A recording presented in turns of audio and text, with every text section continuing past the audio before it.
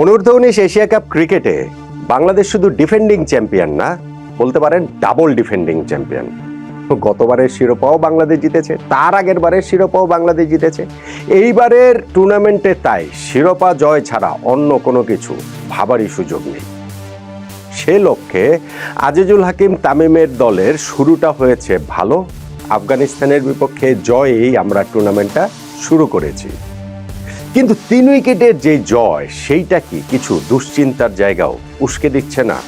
এবং এইটা বাংলাদেশ ন্যাশনাল টিমের যেই অবস্থা, ওই একই রকম অবস্থা এই যুবকদের মধ্যে, তরুণদের মধ্যে, এই তরুণ দলের মধ্যেও কি দেখা যাচ্ছে না?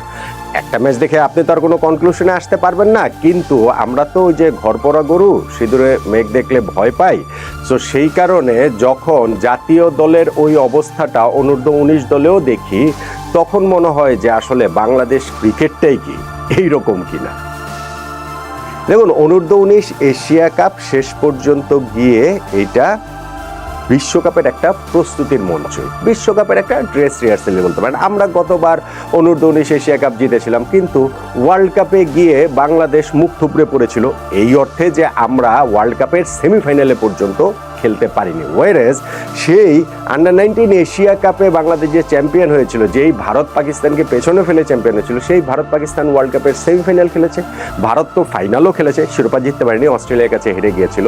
আর বাংলাদেশের পেছনে যখন আপনি ওই হিস্ট্রিটা দেখবেন যে 2020 সালে আন্ডার-19 ওয়ার্ল্ড কাপ বাংলাদেশ জিতেছিল, ফলে ওয়ার্ল্ড কাপেও গিয়ে কিন্তু আমাদের এই আন্ডার-19 টিমের শিরোপা ছাড়া অন্য কোনো কিছুই এখন আর আমাদের স্ট্যান্ডার্ড না।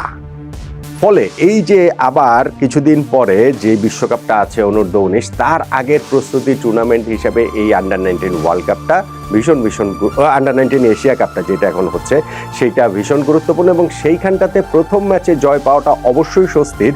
যখন আপনি মাথায় রাখবেন যে রেকর্ড রান তাড়া করে বাংলাদেশ জিতেছে, সেইটা আরও বেশি স্বস্তির। আন্ডার-19 এশিয়া কাপের হিস্ট্রিতে বাংলাদেশ যে 283 রান আফগানিস্তান করেছে, সেইটা তাড়া করে আমরা জিতে গিয়েছি 3 উইকেটে। এত রান তাড়া করে জয়ের রেকর্ড কখনোই নেই। ইনফ্যাক্ট বাংলাদেশ আন্ডার-19 টিমের ওভারঅল, শুধু এশিয়া কাপ না, ওভারঅল যদি আপনি ধরেন তাহলে এর চেয়ে বেশি রান তাড়া করে বাংলাদেশের জয় আর একটাই রয়েছে, ইংল্যান্ডের বিপক্ষে 304 রান তাড়া করে আমরা জিতেছিলাম 2022-23 সালের দিকে। ফলে এই জয়টা আপনি ওইসব দিক থেকে যদি চিন্তা করেন, তাহলে ডেফিনেটলি স্বস্তি। কিন্তু অস্বস্তির কাটার জায়গাটাও রয়েছে। আমি যেটা বলছিলাম যে সেইটা আমাদের ওই জাতীয় দলের এক ধরনের প্রতিচ্ছবি দেখা গেছে এই ম্যাচটাতে। সেইটা আমাদের বোলিং ইনিংসে, সেইটা আমাদের ব্যাটিং ইনিংসেও। ব্যাটিং ইনিংসের কথাটাই ধরেন, এই যে বলছি 283 রান তাড়া করে বাংলাদেশ জিতে গিয়েছে, 7 বল বাকি থাকতে 3 উইকেটে বাংলাদেশ ম্যাচ জিতেছে। ওয়ারেজ আমরা এই রান তাড়া করতে নেমে এক সময় তো আমাদের ওপেনিং পার্টনারশিপেই 150 রান তুলে ফেলেছিলাম। 26.4 ওভারে 101 রানের ওপেনিং পার্টনারশিপ।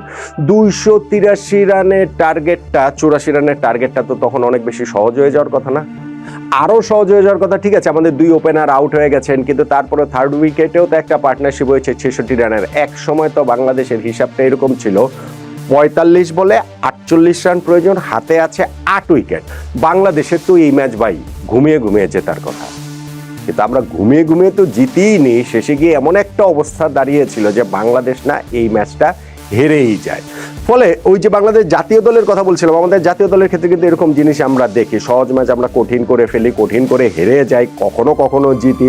সো এইটা কিন্তু আমাদের এই দলটার মধ্যেও ওই রকমভাবে দেখা গেল। আমাদের এইখানটাতে ওপেনিং পার্টনারশিপে জাওয়াদ আবরারের সঙ্গে ওইখানটাতে বেগের যে পার্টনারশিপটা হলো, সেই পার্টনারশিপে 151 রান। হ্যাঁ, আবরারের পার্টনার ওইখানে 62 রান করে 68 বলে তিনি আউট হয়ে গেছেন। জাওয়াদ আবরারও কিছুক্ষণ পর আউট হয়ে গেলেন। তার একটা আফসোসের জায়গা থাকতে পারে যে সেঞ্চুরিটা তিনি মিস করেছেন। 112 বলে 96 রান করে তিনি আউট হয়েছেন। কিন্তু আবরারের ইনিংসটাতে আমি একটুখানি একটা ছোট্ট ফুটনোট দিয়ে রাখতে চাই। ডেফিনেটলি তিনি একটা ভালো ইনিংস খেলেছেন, ডেফিনেটলি আমাদের এই ব্যাচের one of the most promising batsman হচ্ছেন গিয়ে তিনি। কিন্তু তার এই যে ইনিংসটা খেলেছেন, ইনিংসটাও খুব ভালো ইনিংস খেলেছেন। আমি ফুটনোট যেটা দিয়ে রাখতে চাই সেটা হচ্ছে গিয়ে, আবরার কি আসলে সেঞ্চুরির জন্য খেলেছিলেন? কেন আমি এই কথাটা বলছি? ধরেন তিনি তার 50-তে পৌঁছে গিয়েছিলেন মাত্র 45 বলে। ওই সময়টাতে তিনি একটা ছক্কা মেরে 50-তে পৌঁছেছেন।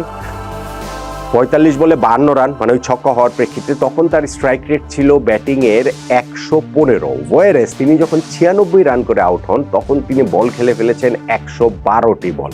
অর্থাৎ প্রথম ৪৫ বলে যিনি ৫২ রান করেছেন ১১৫ স্ট্রাইক রেটে, তিনি পরের ৪৪ রান করতে ৬৭ বল খেলেছেন এবং মাত্র ৬৫ স্ট্রাইক রেটে। সো ফার্স্ট 50 এবং সেকেন্ড 50 প্রায় কাছাকাছি, তো সেই ১১৫ স্ট্রাইক রেট এবং মাত্র 65 স্ট্রাইক রেট, এইটা একটুখানি আসলে পীড়াদায়ক। এইটা একটুখানি আসলে মানে বোঝাই যাচ্ছিল না যে তার ইনিংসটাতে, হ্যাঁ হয়তোবা তিনি সেঞ্চুরি পেলে তারপরে তিনি ইনিংসে এক্সেলারেট করতেন, অথবা তিনি যদি ইনিংসটা আরও লম্বা করতে পারতেন বাংলাদেশের জয়টা হয়তো সহজ হতে পারতো, সেটা বলতে পারেন। কিন্তু আমার জাওয়াদ আবরারের এই জায়গাটাতে একটুখানি আসলে খটকা লাগে যে তিনি ওই জায়গাটাতে পার্সোনাল গ্লোরির জন্য, সেঞ্চুরির জন্যই আসলে খেলেছিলেন কিনা। বাট স্টিল এই দুইটা উইকেট যখন আমরা হারিয়েছি, উইকেট হারানোর পরও তো আমাদের আজিজুল হাকিম তামিম এবং কালাম সিদ্দিকের পার্টনারশিপ আরও একটা 66 রানের হলো, যেটা আমি বলছিলাম, সেইখান থেকে তো বাংলাদেশের ম্যাচ জেতার কথা সহজেই। ৪৫ বলে ৪৮ রান লাগে, হাতায় ৮ উইকেট নিয়ে ম্যাচে আর আফগানিস্তান তখন আর কিভাবে থাকে। কিন্তু আফগানিস্তান ওই জায়গাটা থেকে ম্যাচে প্রবলভাবে কামব্যাক করেছে, অথবা আমরা তাদের কামব্যাক করার জায়গাটা তৈরি করে দিয়েছি। আমাদের ক্যাপ্টেন আজিজুল হাকিম তামিম, তিনি ৪৮ বলে ৪৭ রান করেছেন, তার পার্টনারও আগে আউট হয়ে গেলেন। এই থার্ড উইকেট পার্টনারশিপটা যখন ব্রেক হলো, আমরা একের পর এক উইকেট হারিয়েছি, পাঁচটা উইকেট আমরা ওই ফেজটাতে হারিয়েছি। ফলে শেষে গিয়ে যদি রিজান হোসেনের ওই অপরাজিত ১৭ রান, ওইটাই তো মহামূল্যবান, ওইটা না হলে বাংলাদেশ কে জানে এই ম্যাচটা হয়তোবা জিততেও পারত না। এই যে ব্যাটিং ইনিংসের শেষে দিয়ে আমাদের যে অবস্থা, বোলিং ইনিংসের শেষেও কিন্তু এই একই রকম অবস্থাই হয়েছিল। হ্যাঁ, আফগানিস্তানের অনেক রান তুলেছে ফয়সাল খান, তাদের যে ব্যাটসম্যান, তিনি সেঞ্চুরি করেছেন বাংলাদেশের বিপক্ষে, এটা মনে হয় ৬ নাম্বার ওয়ানডেতে, তার ৩ নাম্বার সেঞ্চুরি এই যুব ওয়ানডেতে। ফলে এই যুব ওয়ানডেতে একটা পার্টিকুলার দলের বিপক্ষে সর্বোচ্চ সেঞ্চুরি রেকর্ডটা তিনি স্পর্শ করলেন। আমাদের বাংলাদেশের তাওহিদ হৃদয়, শ্রীলঙ্কার বিপক্ষে তার 3টা সেঞ্চুরি রয়েছে, ভারতের শুভমান গিল, তারও 3টা সেঞ্চুরি রয়েছে, এবং পাকিস্তানের সামি, তারও হচ্ছে গিয়ে এখানটাতে 3টা সেঞ্চুরি রয়েছে, সেইটা তিনি স্পর্শ করলেন। তার সত্ত্বেও তো বাংলাদেশ ওই জায়গাটা থেকে ম্যাচে ফিরে এসেছিল।